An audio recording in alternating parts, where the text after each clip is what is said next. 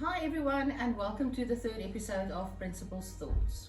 As October is Dyslexic Awareness Month, I thought I'll start this episode by answering some of the questions and emails that we've received. The first question is, should my child draw and build every word on the sight word list? And the easy answer is no.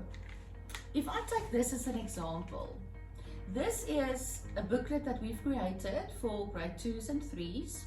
And we call this a trigger word list. This list consists of all those words we spoke about that has no meaning. If the child can read the word on sight, that word can get a tick and you can move on to the next word.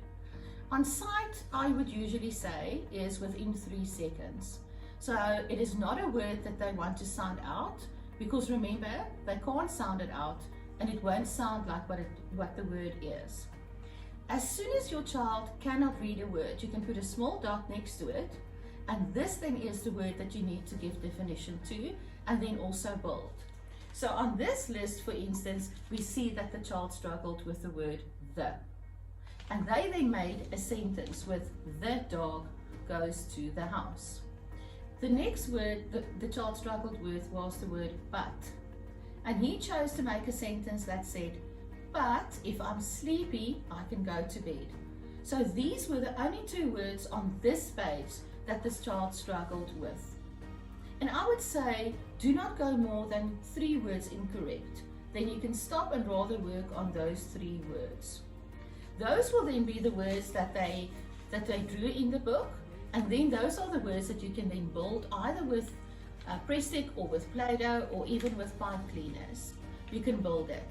Those can also be the words that you then put on flashcards and put it in and around the house. So every time the child passes that word or that card, he must read it on sight. And remember what I said last time, that repetition here really is key. So if I take this word list, for instance, you can see that it really has been well worn. Use this every day. So we start at the first word every single day.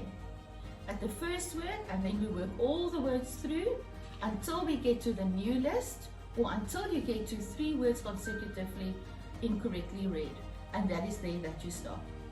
Because for these children, you have to repeat it, and it's like burning a CD. You have to repeat it often before it becomes long-term knowledge. I also just want to show you one more trick. And in grade 3, for instance, specifically, they have these sounds that are some tricky sounds. So this is, for instance, the E for thief.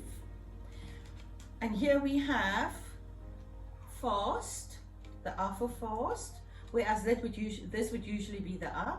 And this is the A for rather. This is the A for pray. So this is the A that we would find at the end of the words. And this is the R in car. So in each grade, we take these key holders, and then they make their cue cards depending on the sounds they struggle with. And at the back, the child can then draw a little picture. And this is a wonderful way of revising as well. So if the child doesn't know this is the E for thief, you simply turn it around and say there's thief. Now also remember that there can be 3 or 4 different E sounds. So you get the double E sound in teeth, or the EA sound, for instance, in meat. And then you get this E sound, or even the EA sound that we sometimes find in words like bread. So you can write all these sounds down or on different cards and then ask those questions.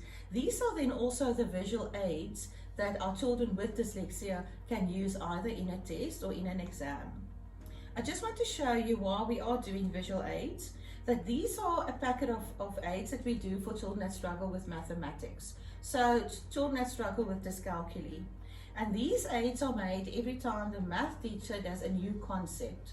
And these are examples of what is done, or for instance, this will be an aid that the child can use. These aids will then accompany the child from grade to grade, and each year the teacher will add on to it. These will also be the visual aids that a child can use in exams or during tests. The next question is, where would you find a word list like this? And like I said last week, you can definitely Google a word list that will say most used words or sight words. But you can definitely get a list from your class teacher as well, and then take the initiative at home to work on these words at home. If you're in a school where you have a good relationship with your teacher, you can ask her if your child can take an aid with to school and use it in class, or even if you make a booklet for your child that has certain pictures next to it, if your child will be able to use it. And I'm sure that they will allow that concession for you. I hope that answers those important questions. And remember, if you have any other questions or queries, to email me on the email address on the screen now. Next week, we will be doing left and right brain learners, how they think and how they learn, and also what you can do at home to make sure that your child becomes a whole brain learner.